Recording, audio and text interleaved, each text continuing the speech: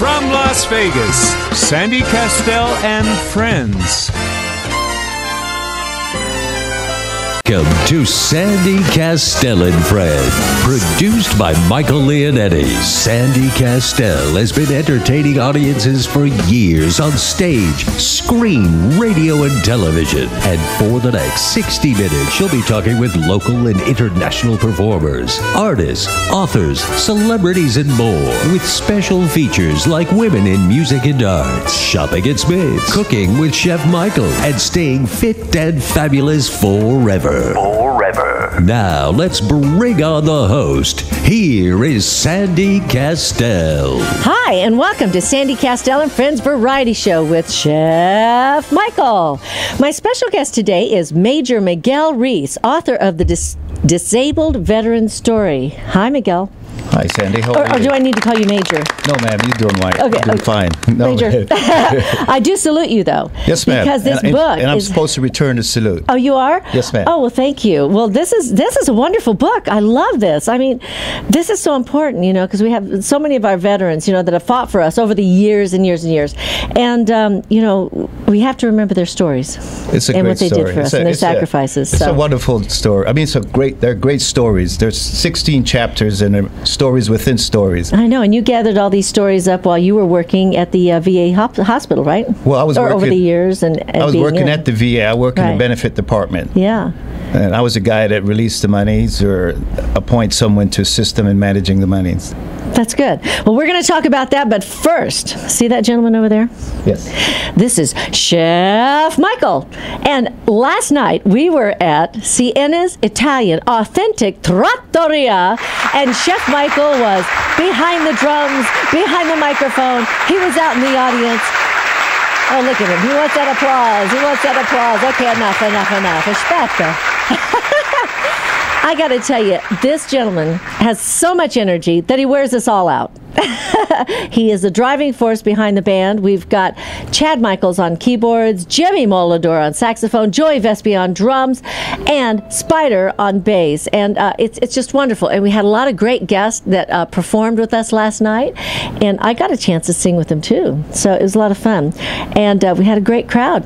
So good morning, Chef Michael. Yeah. Are you awake? I'm always awake. I mean, you know, I can't believe it. You know what people don't know? What people don't realize is what goes in to having a show and being in a show. As a performer, it's not just the actual live performance that everybody sees. You know, we go on at 8 o'clock, okay, and we go all the way until 11:30. And what goes into it, though? We have to set up the instruments. We have to set up the microphones, the stage, and Michael, you know, does a lot of that. I come in with the lightweight stuff, you know, with the microphones and everything, and the computer. But then after the show, after all the exhilaration and excitement, we have to tear down, you know. And then it's like, you know, 12 o'clock at night, and we're leaving there at 12:30. Right. And of course, but that's typical, you know, that's part of being in show business. Well, you know, the hardest thing, you know, in all the years I played drums and performed, and I'm 62. My grandfather, God rest his soul, miss that guy so much, bought me my set of drums in 1964, a set of Ludwig. When you were just 12 years old. I was 12. Right? Yeah. I had them same drums, same skins, and same sticks through my whole career. What would you say, John? Is that what you say? Far out. No, you crazy bastard. I'm not talking about I can't believe you never had to replace a set of skins. Never. I mean, aren't you supposed to have to? And I hit hard. After a while, I hit hard. You do. You don't hit too often, though, did you? I hit. Brother, let me tell you something. I hit. Trust me. No, it was the set of Ludwigs. And the sticks, so how many years are we talking about? 49 years? Yeah. Or 50 years? What are we looking at? If you got them at 12, 12, yes. It's 50 years. 50 years. Hey, wow, you can count. Those drums, those 50 years old, I got the same sticks. So a guy said to me something at the Sienas last week. He said, Mike, why don't you bronze those sticks? No, I'm serious. And I really should. You know, because unfortunately... You got to wait till you put up your sticks. You know, unfortunately, I have... Retire the sticks, yeah. And you haven't retired hired them yet. So unfortunately, all my family's gone, and I have nobody. I'm by myself, to be truthful with you. And when I go, they said, my legacy, what do you want to leave behind? And I said to Sandy, if something, God forbid, should happen to me, you know what I mean? Give him, I don't know, what would you sell the do? drums. Sell the drums. Sell them. I mean, Ludwig set, forget about it. You're looking at thousands of dollars for the set. But the bottom line is that, what you want to do, what you want to leave behind to somebody, And it's really amazing because when I look at those drums, I sit back and I remember I was at the age of 10 and I started doing weddings. We used to get like $5 a man. You know what $5 was back in 1961? A lot of money. 63? A lot of money. $5, and then what was gas, like 25 cents? No, 11 cents. 11 cents a gallon. Yeah, it wow, was. 11 cents. It was a time. It's. I know. You were there. It's a period of time, and if this studio was a time machine, right? Yes. And I can go into a time machine. Is this an idea for a reality show? No, and I can go forward or backward to spend the rest of my life. I would like to go back to 1946. I wasn't born until 52, but I would like to go back to 1946 to live out my life, because that was the era for me, musically. Was phenomenal. Me and Sandy will watch TV at home, and we put on is it TLC? Turner broadcasted. Yeah, Turner Classic. And I don't care what Cary Grant movies that's out there. Years ago, the movies were so phenomenal. You know what I mean? They didn't have pirate graphics. They didn't have nudity. They didn't have all that BS. No, I'm serious. And you watch, a 90-minute or a 2-hour show like the Maltese Falcon, or It's a Wonderful Life. I mean, some of them shows are phenomenal. And we would sit down and we're captivated. What did we watch the last time, Sam? What did we see? Suspicion. Suspicion with Cary Grant. Cary Grant. Oh my gosh! You know what I mean? And people today. But the ending though was kind of short, kind of quick, kind of like, okay. They had movies. Charles Lawton did a great Hunchback of Notre Dame in 1939. It was a phenomenal. Yeah. Really a historian then. Who, me? When it comes to that? Yeah. Listen, here's a trivia question for you. Here we go. Little Caesar. Diane, are you listening? Okay, Little Caesar was played by Edward G. Robinson. Yeah. Okay? In Little Caesar, when they shot him, and he fell against the trash cans, what was his last words? What was the ending words, ladies and gentlemen? Okay, that Little Caesar said. Now, if you can call a studio, 702-731-1230. I'll give you 4 show tickets. 4 to see Mark Savard, the Beatles. We got a gang of shows. You know that. If you know the trivia, that's one. The second one is "Dust Be My Destiny" with John Garfield. Oh, wait a minute. I'm a fugitive from a chain gang with Paul Muni. At the end of the movie, they said, "How will you survive?" And what did Paul Muni say, ladies and gentlemen? Well, if you could tell me what he said, I'll give you 8 show tickets. For Paul Mooney. No, not Paul Mooney. To go see any shows on the Strip. I got to play it in Hollywood. The answer to the Paul. Yeah, and if you could let me know. Now, there's a caller that just called. Ricky. Hi, Rick. How are you? Hey, guys. How are you? Good. Do you know the answer, Ricky? Of course I know the answer, and I'm sorry I missed last night because it would have been tremendous. But are you ready, Chef Michael? Yes. Go ahead. Is this the end of Little Rico? Wait a minute. Uh-oh. You're right, but I'm going to give you the exact words what he said. You ready? How'd you know that? I know that movie. Ryan knows it too. Ryan knows. He goes, "Mother mercy, it's just the end of Rico." Well, we got. You got 4 tickets, Ricky. We got 4 tickets. Oh my gosh, Ricky Cash. Wait a minute, the kid knew it. He knew. Well, I know they both knew it, but Ricky called in, with the answer. And these and ladies and gentlemen, we got Ryan. Yeah, we got Ricky Cash that's out there. Rick, what do you want to do with that challenge? I'm ready to do the challenge. You got to go through Sandy. We're doing it tomorrow. Is that when we're doing it? I don't know. Is that when we're doing it, Ricky? When are we doing it, Rick? It's good to me. You just tell us where and when, and we are going to dump some major ice water on Chef Michael. We're doing Ryan. Thank you very much. Actually, we're doing Ryan tomorrow. We're doing Ryan? Yeah. Are you really? Yeah, we got that challenge. Now, I talked to Carl. Carl Grosso's on the golf course right now. You know what I mean? And he said, "I got no problem donating $100. Like $100 to him is like less than a half a cent." Because that guy's got his recess money from school. And Lisa is looking for some more shoes. Yes. She told Cindy yesterday, we were playing golf, and she said, Cindy, let me know when you want to go shopping. Anytime. I'm in. She goes, I got to get some more shoes. I got this closet to fill. So, Carl, get your wallet out. Yeah. Well, last night, Rick, we really missed you. And I told everybody that... Everybody missed you guys. Right. Next Wednesday, we won't be there because they're remodeling the lounge. Friday. We'll be there just that one Friday. That Friday is when we'll be on that, at the Because what they're doing is they're tearing down that wall above the bar, on the other side, and then they're gonna take the bar all the way around and make a U out of it, so that more people can sit at the other side of the bar, and then the people in the back, those tables, they can see all the way through to us performing.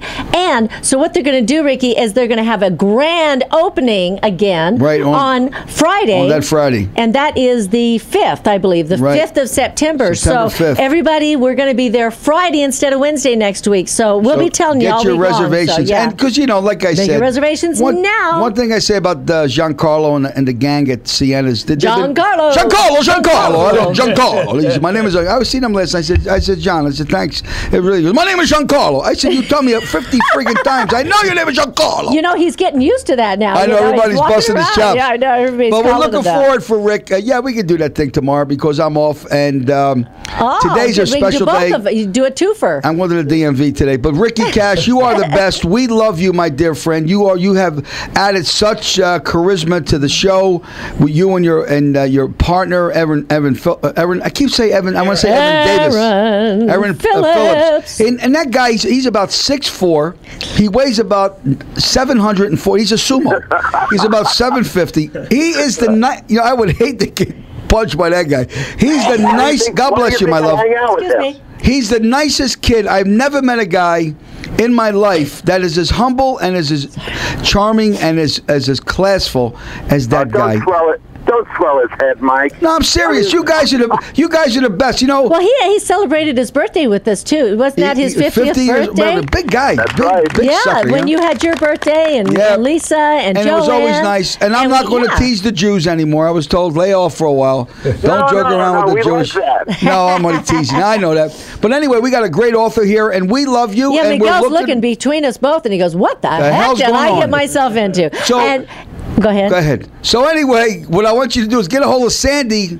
She's telling me to break for a commercial. Get a hold of Sandy so we can turn around and get this ice Gives you water some tickets. stuff done. Also, okay, so if you're just... I've got $5,000 worth of tickets. Oh, that's right. Well, you need 5,000 more because so that way you can give them out to all your listeners, okay? You're the best, Sandy. We love you both. Okay, thanks a lot, Ricky. All right, and if you're just tuning in now, you're listening to Sandy Kastel and Friends Variety Show with Chef Michael. And today we have Major Miguel Reese, the author of The Disabled Veteran Story, and we'll be right back after a message from our sponsors to find out more about his book. Hey, lady, don't touch that dial. Don't you touch that dial. Sandy Kastel and Friends. Here again, your host, Sandy Kastel. Hi, and welcome back to Sandy Kastel and Friends Variety Show with Chef Michael. Oh, yeah. I was just showing off my new little dress here from Tango Mango. Uh-oh. Isn't it Tango adorable? the mango. My buddy. Do you know this is the original ruffle dress? Really? And it actually takes off 15 to 20 pounds. So I guess I must weigh about 200 pounds. Well, I lost about 130 pounds. I left my money belt home. But no, isn't this cute? This is adorable. I went to the show last week, the Win show, over at, where was that? That was at the, I forgot, Venetian, somewhere.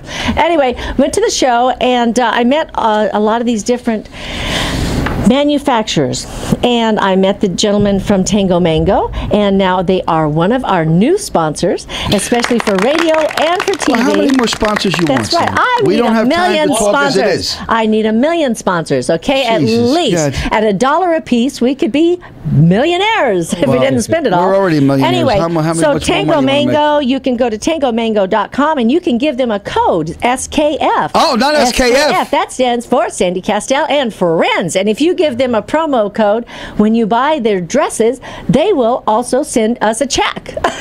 Wow, that's great, man. That's but great. anyway, I just want to say I'm so excited to have them as a new sponsor, and we're going to be doing some different things with them coming up. And actually, he wants to design a whole Sandy line. I got the chills. sandy What about line. me and Carl Grosso? I know. How But about my buddy Carl? You know, we could do a Michael line, but I don't think why you'd not? look so cute in this dress. But you know, we Well, need, I don't know. we John need like Stiles did a suit line. cross-dressing for a while. We What do you need think, a John? suit line for you. A suit line? Yeah. So, Chef Michael, I know you always start us off with a recipe, and let's find out what Miguel Yes, likes Miguel. to eat Now- as far as Italian food, and maybe you like can fix Italian that food, recipe for Miguel? him. Yes, I do. What's your favorite, buddy? Osso buco. Osso buco. Yes. Osso buco. Do you know what that is? Miguel, you're gonna Okay, have to ladies and do gentlemen, for the people that are out there that Miguel just mentioned Osso buco. Osso Osso buco. buco. I feel like what's the Boris Karloff? You know, that's almost like, it's Osso buco. buco. It's so beautiful. Osso buco is the shank of the veal. Yes. The veal shank. What's a shank? Fabulous. Well, that's the Part of the knife that you... it's a shank. He's the chef, John. Yeah, Okay. yeah, okay, John. no, It's the that's fine, shank. you know. John, I'm out now, John. You don't have to go there, okay, buddy? Osso buco. It's the shank of it's a veal shank. It's the lower part of the leg. Oh, okay. It's the shank. That's what that is. Got it. Now, let me tell you something, ladies and gentlemen. You can actually go to Smith Food on Sahara and Durango. We always, now listen, they're all great, Smiths, because they're our sponsors. But we favor one store that we in Sandy go to because we live at Canyon Gate, and naturally we go shopping there all the time. Sahara and Durango. Sahara and Durango. And Yeah. I'm going to tell you something, folks. And I'd say this because everybody knows me. I'm very outspoken. I tell it just like it is. Really? All right? You can't beat their customer service. That's the only place you can go in the back to the butcher store, ask for Mike, and he'll make you a cut of meat what you want. You can't get right. that anymore. Oh, really? You can't get that at Vaughn's. You ain't getting that at Albertsons. Okay, and you sure ain't going to get that at Skaggs Alpha Beta because they're out of business. But anyway, you ain't going to get that. And one thing I love about that is that a few weeks ago I went back there and they don't have that on the shelf because it's very expensive. But I said, Mike, do me a favor. I got some people coming over. Give me about 5 cuts of veal shank. That kid went right in the back, bang, knocked it right out. And you don't get that customer service. Then he got Don in the produce department, who's phenomenal. So when you make osso buco, okay, you got to bake it in the oven. It's veal. Okay, now, not many times, people, you have to make a sauce. It's on a marinara Yes, sauce. it is. See, we say marinara. That's the real Italian. But the marinara, the Americans would say Marinara. Marinara. We don't quite say people like say, I got that. a couple of Italian friends. Italian. Right? Don't you say that? I know a couple of Italian people. Have you ever been to Italy? You ever been to Italy? No, it's Italy. Nobody lives in Italy. But anyway, what you do is you get the veal shank and you bake it in the oven. That's the hook on that. And you when you bake the veal, okay, now me, what I do is I cover it, and I make a marinara sauce, and I cover it, and I bake it in the oven for, believe it or not, for 3 hours. Okay? But I'm going to tell you, then when you take it off, you let it cook for another hour and a half. That veal is so tender, it comes off the bone. Just like you do a ham, just like you do a pork, same type of situation. You know what I mean? But the veal is absolutely delicious. Now, there's a lot of people that don't eat veal. Right. You know, for whatever reasons that they are. But me, truthfully, I'm a macaroni eater. I'm a pasta eater. I'm not kidding. Sandy, I tell you, I can get up in the morning with no exaggeration for breakfast. Eggs I can and have pasta. I can turn around and eat the pasta with meatballs. It's really, really simple. I'm a sandwich guy, you know. So anyway, that's my recipe for ossobuco. A lot of people ain't going to go out and grab that because it's a little intense to make it, and it is it's the most expensive piece of meat outside of filet mignon that you can buy because it's very expensive. That's Right. why it's $35. But if you want to taste an ossobuco, ladies and gentlemen, not only that Sianis Tottaria with Giancarlo. He makes that. He makes it there, I but know. our buddies and our friends Lou at the Tuscany, you know what I'm trying to say to you? Uh-oh. They make a tremendous ossobuco. There's only a handful of places in Las Vegas, folks, that got great Italian food. Because if I said to you, they're all good, I'm full of SHI. Once you get to know me, you could add the T. Forget about it. So you like that one, Captain? So anyway, my opinion to you. Major to you. All right. Sorry, I'm a brigadier general. So my opinion to you, you can go to Sienna's and ask for Giancarlo. Giancarlo and Jackie. She's so sweet, that kid. And the rest of the gang, don't make it, or the Tuscany. No joke, folks. Their cheesecake is to die for. And I love Lou and the guys over there because we always go over there. We love that place. Well, you know, you talk about both these restaurants, and these are both examples of wonderful fine dining. You know, Tuscany Grill, absolutely amazing. Jerry is a great chef, and his cheesecake, like he says, is wonderful. I wanna do a and then show you got up there. Giancarlo, Yeah. and his pastries are wonderful also. You know, Well, you so know, San- it's great that we have something on the east Right. side, something on the west side, and of course there's a lot of other great We're making a restaurants in Las fortune of money Vegas, for these yeah. guys, and Yeah. then we are. The place is packed. You know what I'm trying to say? Fortune. Well, they ain't losing, pal. We wouldn't be there if That's they're losing. right, that's Trust right. me. Okay. You know where we'd be? What's Out on that? the streets. Out on the street, begging for food. But anyway, I want to do something at the Tuscany because that's got the perfect showroom. And I know, even we talked gotta to go Lou, do something with those to a guys. sit-down dinner, a concert, because Lou's up in Henderson from 9 to On 10. Eastern. No, people ain't going to come down here. People in Vegas, like living in the Bronx, Staten Island, Well, Queens, we they ain't would going to take go it over. to a whole new different crowd over Let's there. take the That's show. right. A and let's different do night. Yeah. maybe September, maybe an October show. Maybe we go up there and do the concert. Bring the Dick Kastel 16-piece orchestra. That's my future father-in-law, who I love with all my heart and soul. Great saxophone player. Jimmy Melodor, myself, and you. We got to tag along David DeCosta because the kid's up my ghoul. You know what I'm trying to say? He's like my son. David's a wonderful I singer. love Dave. He's great. He's yeah. going to be at the Cigar Lounge.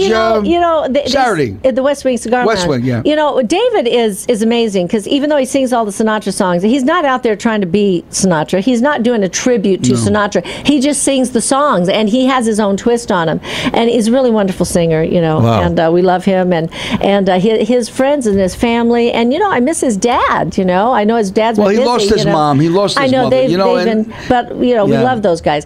And They're great. But you know what, Michael? So are you finished with that recipe? I'm finished with the recipe, and I want to do a shout out to somebody, and I know who's listening. 'Cause I don't wanna interrupt you if you're not done. Paul Appello. Paul Appello. Believe it or not, he was my best man 47 years ago.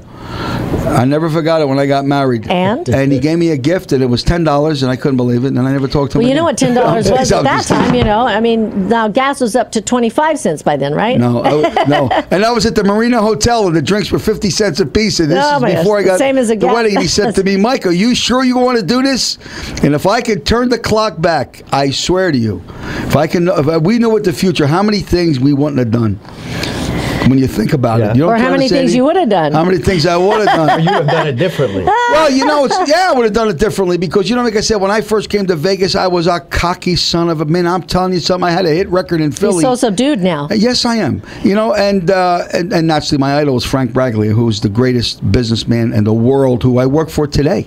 You know, he's one of the greatest, and he's the best. He runs the Jockey Club. He was Mr. Timesharing, and I made my fortune through that man, and he taught me what it is to be in the business. I had idols in music. I only had one idol in business, and You that know, was that man. There's a lot of idols out there, you know, Michael, and a lot of them are veterans. Yes. And my dad's a veteran. Yes. Yeah, and now he didn't fight in the war. He was a musician in the war. We needed those. But very important because, as you know, just like the USO tours, you know, they would go over and take entertainers over there because they had to have some kind of relief, you know, some entertainment to remind them about what they're fighting for. And you know, when we were in Vietnam, we really relished the opportunity when the bands came over. A lot of Filipino bands came by, and a lot of USO shows, and Yeah. it was morale enhancement. I mean, it was great. Right. You know, you could fight for a million more days. I mean, you just forgot what was going on and where you were, Yeah. and you moved on. Yeah. It was great. Yeah. Greatest therapy. So my dad's a veteran, and you've been involved for you were in there for over 30 years. It says you were enlisted soldier and commissioned officer in the Air Force for 30 years. Yes, ma'am. That's a long time. What a pension this guy gets. I mean, my gosh. I'm not sure it's about the pension, more about the service. I'm teasing you. Well, you know, you have to have something to live on. And he worked as a field examiner instructor at the VA in St. Petersburg, Florida. Yes. And that was for another 10 years. And your book contains veterans' experiences because you listen to a lot of stories by other vets. And it says from those in combat as well as those who dealt with life after combat. Life Yes. after combat. Because a lot of gentlemen came home and their lives were never the same again. Right. Things changed for them. But, you know, these are inspirational stories. These are about people that came back and they had to face a lot of issues, you know, physical handicaps and just mental, you know, mentally getting back into, you know, being over here, being back home again. But I think one of the things I mentioned in the book, or the back of the book, I talked about what happens to a military member when he or she becomes a veteran. And what happens, they start a new fight, a new battle. And the battle is to try to get their entitled benefits before they die. And it's really sad. It really is sad. It's yes, I know. And we have a lot of homeless veterans too. Right. Yeah, and that's not good. Yeah, and that's really sad. Those were some of the people that I really dealt with when I was writing my book, or that encouraged me to write the book. They asked if I would tell their stories, and a lot of the stories are not only homeless, but an array of people. People, World War II vets, Korean veterans, Vietnam veterans, and today's veteran. That's right. Well, listen, we're going to talk more about that, and we're going to go to our sponsors for a second, and we will be right back. This is the Sandy Kastel and Friends Variety Show with Chef Michael. Yeah, call and in. Also with Major Miguel Reese, who's with us today, who wrote The Disabled Veteran's Story. We'll be right back. Call in to the Major. I'm sure you got something you want to ask him. That's right. Could be a recipe. Who knows? Smile. This is Sandy Kastel and Friends. Now let's bring back the host. Here is Sandy Kastel. Hi, and welcome back to Sandy Kastel and Friends Variety Show with Chef Michael. Chef, on the break, you were asking a question of Miguel, and I think it's, ask him. Well, it's really funny. First, ladies and gentlemen, 731-1230. I know everybody's listening out there. Pick up the phone, call up. You don't have to ask for a recipe, all jokes aside. But you can talk to Major Miguel Reese. Major. Yeah. It's such a great honor to have this gentleman with us. I never served in the service. When they called, I never forgot it. My mother started crying. I thought my father died. I was saying, gee, what happened, Mom? And my father owed me about $50, and I started crying because I didn't think I was going to get my money back. But unfortunately, he lived. So anyway, I said, Mom, what are you crying for? And I got this thing from the service. The draft? The draft. Right. Greetings. Well, that was when the Vietnam War was on. Right. You know what I mean? And I said, "Man, don't cry. Don't worry about it. I'll be fine." Well, the number that I was, they never called me, but there was a lot of people that I knew in my neighborhood that they lost their lives. And I looked at this book and I said to the Brigadier General here, and I said to him, Major, I'm only kidding with you. To go into the service, you must have a tremendous amount of discipline. Number one, you know what I mean? And for what this man's eyes have seen, it's so difficult for him to ever explain to you. What I wanted to ask you was... But he did. He did, right. Well, I know that, Sam. But the thing is, I said, how long did it take you to do the book? And you told me... 2.5 years. 2.5 years. And I'm sure it must have been difficult for you. Because when you write a book... Because I'm in the process of writing a book because a tragedy happened in my life. And I've been kind of pushed it away only because of you have to relive those memories. And it's like going to a funeral and watching your mother die, and you got to dig up the casket and relive that feeling again. Right. So, when you, and I'm not a book reader. I never was for some reason, except the Bible. I read it page to page. But I want to read this because I got to tell you, it's amazing to do that. And I commend you. And I really mean that with all sincerity, because there's so many people that lost their lives, and people don't understand what the word freedom means. And it's guys like you that made us be free to have the First Amendment, the freedom of speech, to say what we want. You know what I mean? And I thank you for that, and I thank you for serving what you did, because it's very touching. I'm really serious because I'm out of character because I'm usually busting everybody's cannolis. Well, Miguel, when you wrote this, you said you have these different stories. Now, a lot of times when they write a book like this, they'll actually have each person write their story. Now, you actually talked to them and then wrote the stories, right? Yes, ma'am. But I could give you the whole scenario. What happened? Give us the whole scenario. Yeah. What happened is I went to see these veterans, and they urged me to find a platform to deliver their journeys. Okay. They said, listen. For example, the first story I wrote about was the Bataan March, a death march. Yes. And this guy was a prisoner of war for 3 years, 3 years and 5 months, and the atrocity that he endured. He shared with me there were 70,000 veteran Filipinos and American who was captured or surrendered. And at the end of the death march, there were only 45 of them still alive. And the things that he talked about, and the way he talked about it, I mean, it was so intriguing and so captivating in that, you wanted to cry. Right. Every hair of my body stood up. and then about the World War II veteran. That his parents died and he couldn't go home because he was such a part of what was going on. Sure, he couldn't just leave. Right. Or say his goodbyes. Right. Or the Korean veteran.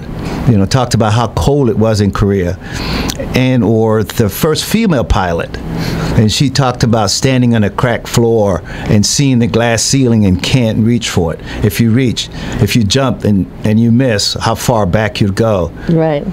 Right. It was just an array of stories, and like Pearl Harbor attack. An eyewitness, he lived it, and when I sat there and listened to what he had to say about that, it was wonderful. It was so wonderful, and he wanted a story told. And that first female pilot, I remember, was doing the hurricane in Florida in 2004. There were about 5 named hurricanes. Mm-hmm. So I called her and I said to her that the roads were flooded. There were electrical wires all over, and she said, "Don't leave for tomorrow. What you can do today, because tomorrow's not guaranteed." When I met with that lady, I just had to tell her story. Right. Well, so you told their stories, but now look at this. Look at that picture of him. I'll have to show you this, John. You got the book right there, and he's it says, from the struggles of basic training to in-theater military maneuvers, our service members survive, achieve, and serve with pride and fierce determination. From the Bataan Death March to Korea, Vietnam, to Afghanistan, our veterans continue to be haunted during their recovery and integration into daily living back home. Integration into living back home. That's the thing that I think is really critical, too. And when you have an opportunity to share these stories, then what you're doing is you're honoring them. Yes, I salute them. Yes. I'm looking at chapter 4, and it says, "Why couldn't I have died instead of living like this?" Yeah. Think of that statement, everybody. Why couldn't I have died? You know how many people are in a war right now with themselves, situations, families, divorces, people in prison, and they say, why couldn't I have died? That's where biblical spirituality comes in at, because I'm sure in your travels you must have, people had to reach out to a higher power, how to reach out to the Lord to give them the strength to pull through of what they seen. And about 90% of the people talked about they were covered with the blood of Jesus. They were protected.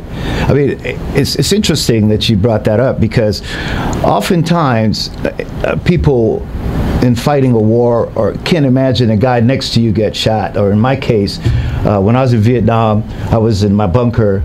We got blown up. I tried to reach for my M16. The guy behind me, they shot him.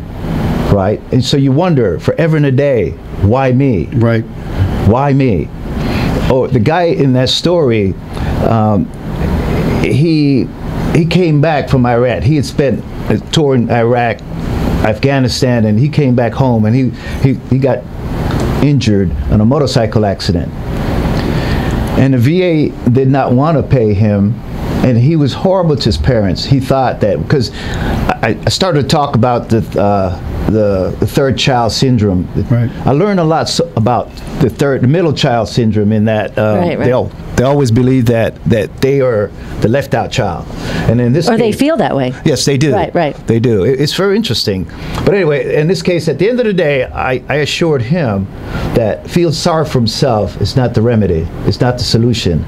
What is to believe that he can, and the mind of power is powerful. True. And it's funny, people say that angels. I want to tell you something, and take it from me, and someday we'll have a cup of coffee and a bottle of scotch. And a meatball sandwich. And I got to tell you, God sends angels. Now, many times we look for that white people. When I say white, I'm talking about the angel that's in the white outfit and the wings. But he sends through people. And there was a time in my life I was in a very bad place, and there was a friend of mine, and he was a black guy, and every time that he walked into my room and I had my head down, he'd say, "Hey, pal, hey, buddy. Hey, pal, hey, buddy. Let me tell you something. Black people don't talk like that. Trust me. Okay, with my neighborhood. They don't say, hey, pal, hey, buddy. And every time that man said that, he lifted my spirits. And God sent an angel to me. And he sends us through people, you know. And it's just amazing how God touches the hearts of the people, like there's a company called Help Them Walk Again Foundation, the Cancer Society, March of Dimes, and so many WEMA Foundation, what Sandy's doing to try to help people make a difference. And what happens is God uses people like us to lift the spirits up. So for those that did die in the service, they're not forgotten, because guys like you make them alive and they never die. But Mike, I want to be clear. The story's not about me. It's not about me. In spite the fact that most of the stories, it seems to me that the beneficiaries believe that I was that light. Because people often ask the question, how can people trust you like that? And I said, what I had done was create an environment conducive to information sharing. All right. I love that. Can you repeat that? I created that environment conducive to sharing information. Sharing information. Yeah. And it's about trust, and like we said earlier, respect. Once you gain their respect, they'll tell you anything. Right. And at the end of the day, like this guy, he hated his father, right? Because he believed that his father wasn't what he should have been, because he was the third child. He was the middle child. So he felt left out. Right, he felt left out. The oldest child got the attention, the youngest child got the attention. Right. Well, yeah. The mom was, that's usually what they think. Right. Yeah, and the Kent State story, that one was very interesting, because this guy went to not Hollywood boot camp. He went to Paris Island, and he was all this in a bag of potato chips. And then when he went to Vietnam and all the things he did, he came back and he said, he got out the service and worked, and then he joined the Air National Guard in Ohio. Wow. And that was during the Kent State, what they call a massacre or whatever that happened there. And he's lived with that, haunted him for the rest of his life. But we became such good friends. And it's just, if you read the stories in the book, in the Disabled Veteran Story book, you'll find that for some reason, it was, people just believed that we could do things together, and they asked me to find this platform. And I want to thank you, Sandy and Mike, for this opportunity and this privilege, and on behalf of all the veterans, their families. And you know what? Interestingly enough, the families are suffering equally or worse than the veteran themselves. Yeah. I want to thank Sarah also. Sarah from Lynn Public Relations, because she's the one that contacted me. And Sarah, your public relations people, your book publisher, these are the people that help you get these books out. And that's why he's out there talking about this. Do you ever get to go and do books? You've gotten book signings and things. Yes, I have a book signing. Night, right? Actually, I have a book signing tomorrow night. Tomorrow night, yes. Tomorrow night. Where is it going to be? At Four Queens here in Las Vegas. Okay. On the second floor. It's the second floor of the Four Queens Hotel and Casino. It's at okay, that's tomorrow. 5:30 p.m. to 10 p.m. and that's at the British American Reunion. Yes, ma'am. Yeah. Okay. So tomorrow evening, 5:30 to 10 p.m. You can meet Major Miguel Reese, and he's going to have a book signing, and that's at the Four Queens Hotel and Casino, downtown Las Vegas, and it's at the British American Reunion. So be sure and check this out, and go and meet this man in person, and. And get his book and read these stories, and meet the man who is the one sharing these with everybody, because what you're talking about is that they opened up to you. They opened up to you. There was something there, like you said. It opened up a line of communication for them to feel comfortable to share these stories, because these are stories that a lot of times people have a hard time talking about. Sandy, yesterday we were at the show, and one of the people comes and says, "Hey, Chef Michael, we listen to you every day." And I says, "Yeah, did you like the show? What do you like about it?" And the guy turned around and says, "You got so many interesting people on the show. It ain't just the antics of what I do. And I want to thank you, you know what I mean, for coming onto the show and sharing to our 90,000 listeners. I'm telling you, we're the number one. And I say that because more people listen to us than any other radio station that they have here. I'm telling you, and that's the fact. And it's people like you. And we're glad that we can educate those that are listening, not only for a recipe and making them laugh with the Giancarlos and all that stuff I do, and the Grassos, but stuff like this, because there's a time and place for everything. That's right. And we thank you for that. Yeah, and if you want to find out about his book, you can pick it up at Amazon.com or MiguelReese.com. And you can click the picture, BDU, green. Your picture? My picture in the greens. Okay, and then it's your understanding that the 50th Twitter will get a free e-read book. And you know, a lot of people are reading their books on either their phones, their iPads, or Kindles, and the book is very reasonable. It's only $472. So it's really such a deal. If you're just tuning in, the book is only $12. I'm reading the wrong. Oh, that's the bill I got from John. If you're just tuning in now, you're listening to Sandy Kastel and Friends Variety Show with Chef Michael. And our guest today is Major Miguel Reese, author of The Disabled Veteran Story. And we're going to be right back after a message from our wonderful sponsors, including our new one, Tango Mango. Hey, Johnny comes marching home again. Hurrah, hurrah. I just want to read a message here from Diane Fox. And she works with us on our Facebook and our Twitter. Best. And yes, she helps us a lot. She says, please tell your guest thank you from me. My dad was a Vietnam vet, 26 years, retired Air Force. He lost his legs and he died 4 years ago. So she said thank you. Oh my gosh. Don't cry, honey. Sorry. I didn't know that Diane Fox was a pole dancer. What? I'm just having some fun. What are you just trying to, show some enlightenment in here? Yeah, anyway, you know, there's a lot of veterans out there, and you mentioned when you first came on the show that you had listened to my song, Indiana Rain. It sure does. And that you liked it. I've got to tell you, you know, anytime as a performer, a songwriter, an author, somebody who is putting, a writer, you know, when you're putting something out there into the world that you spend time on. Now, you spent time putting this together. This takes time and effort and energy on your part, and then you know you've got a wonderful team behind you helping you to get the word out about this book, right? Well, when you do that, once you do it, you put it out there in the world, then it has a life of its own. It has a life of its own. That's right. You're going to touch millions and millions of people with this book, okay? It's not about making money. I know you mentioned a while ago. It's not about, you know, getting money in for these things. It's about, you know, relaying the message. And when I wrote Indiana Rain and I put that video out there and I put that song out there, I got so many people that, you know, sent me emails and texts and on Facebook about that it touched them because they had lost somebody in their lives. And, you know, so thank you so much for sharing this book with us. And I want to ask you a question. You know, there's so many people out there like Michael. I know he's working on a book. I've been working on a book for a long time. But, you know, we do it at different stages in our lives. And sometimes those books never get finished and never get published. Sometimes they just don't. I got a cookbook. Maybe they're not meant to. But if you're talking to an author out there or a budding author or somebody who really wants to get their book out there, what would you give them as advice? It's kind of interesting because I'm not the authority on that. I was asked, it was urged, just about most of the people that I visited, they wanted their stories told in a disabled veteran story. So I sat, and Michael had said that you have to take yourself back in that moment. Okay, I used to see two persons a day, two veterans a day, and I worked there for 10 years, so I had a whole lot of stories. A whole lot of stories. Okay, so I had to take myself back to each and every one of those days and sit and relay their story. Right. So when you, the reader, reads the story, you are there. You are there. You really are. So you cannot appreciate the book unless, my thing is, unless you involve yourself with the reader. Well, you know, a lot of times writing a book is about taking from your own experience. Even John Grisham, you know, you take from your experience, your life experience. And when you do that, you have your stories.